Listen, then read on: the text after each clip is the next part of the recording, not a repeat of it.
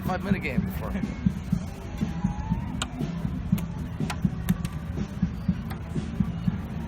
They're fun. Quick, like popcorn jets.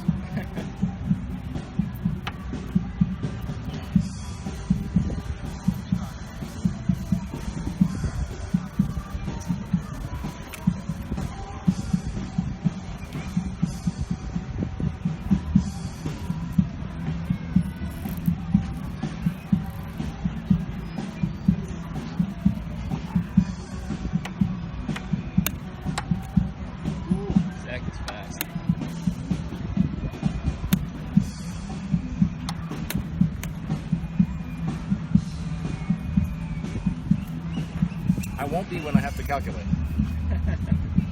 He's only at 8 seconds. Jeez.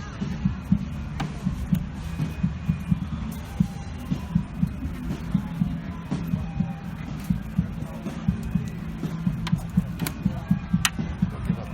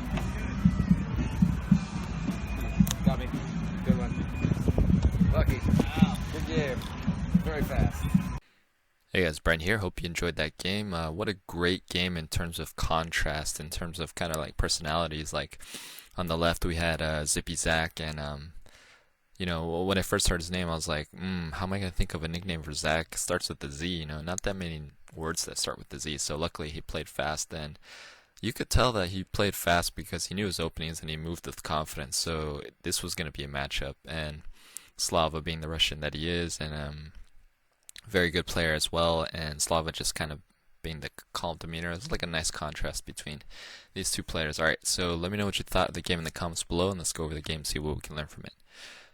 Okay, so in this position, Zach Castle, but kind of fell susceptible to that trap that Slava was preparing here, which would eventually gain a piece, and this was a nice, this queen was pretty much trapped. It had to Black had to sack. So let's go back here. Instead of castling, what would have been a better move for Black here?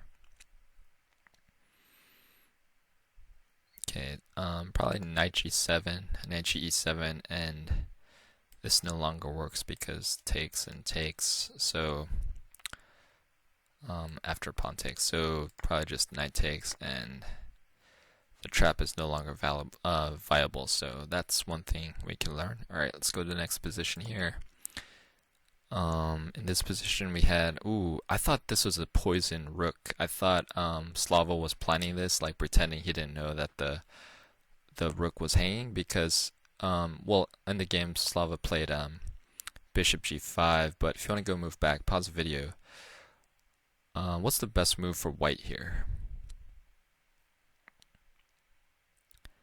It's actually, instead of bishop g5, it's bishop b2, and the queen is trapped, so queen is just going to take the rook to go down, and this was a nice trap. Yeah, I thought Slava was setting up the trap, but when I went back and watched the video, I looked at his facial expression, and he seemed surprised that he hung the rook. So on second thought, yeah, and then obviously he didn't trap the but it's a cool trap to remember in case you ever find yourself in this type of position. So all right, let's go here.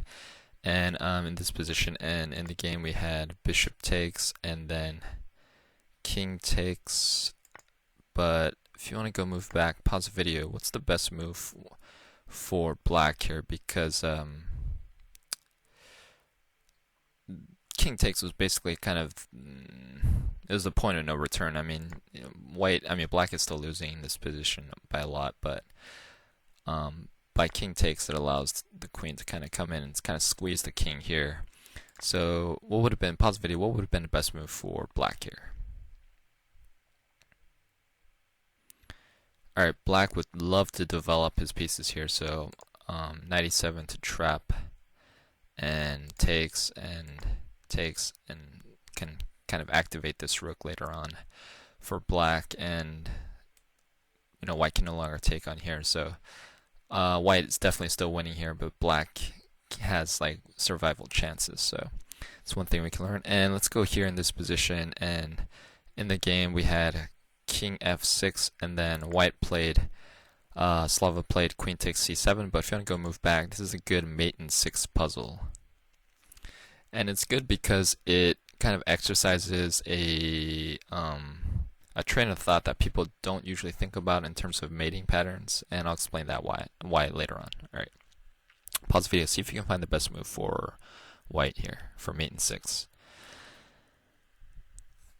So when people think about mate in 6, they usually, what do they look for first? Checks, right? But another way is to look for preparing moves. So h4 is the first move for White, and what it's doing is preparing this move, which if Black is not careful, this will probably be checkmate. This is checkmate with the pawn, so it's kind of like these small preparation moves are really cool, and it's important to remember about those when it comes to checkmating patterns. So bishop e4 to make room for the king as well, to kind of cut off the influence of this rook, but it doesn't really matter. I mean, White, it's a mate in 5 no matter what. So queen takes, and there's nothing Black can really do here. Queen takes, and you have this king walk, rook takes, queen takes, and checkmate. So very nicely done. So yeah, it was a very cool game between two like contrasting personalities. Obviously, Zippy Zack knew his stuff, and Slava was kind of very stoic and kind of set up a nice trap and kind of yeah, it's kind of like the beginning of the end and kind of went to kind of a king walk and yeah, very cool game. It's always nice to see like new people playing. So yeah. Okay. So hope you guys enjoyed the game. Hope you guys enjoyed the scenery too in the background. One thing I love about playing at the beach and filming games there is like the background is so cool. I mean, you see the beach, you see the boats, you see the Ferris wheel on the top right, you see people walking by. You can hear the birds and the sun, and it's a really cool place. I believe it's the best place to play chess on Earth. To be honest, I mean, what? Oh yeah, I shot like a tour of the Santa Monica Chess Park. I should put that up on Patreon soon. But it is like, where else can you find so many chessboards that are already built into the tables and in a cool location by the beach where the weather is great and there's a ton of people, great scenery, and there's no other place on earth I think that can compare in terms of playing chess publicly. I mean, there are places in New York, but not as many like tables. And come on, man, it's California, the sunshine by the beach. You can't top it, man. Can't top it. So. Just wanted to throw that out there. Alright, hope you guys enjoyed the game. Hope you guys enjoyed the analysis. Please don't forget to like, share, comment, and subscribe. Hit that bell notification, and I will see you guys later.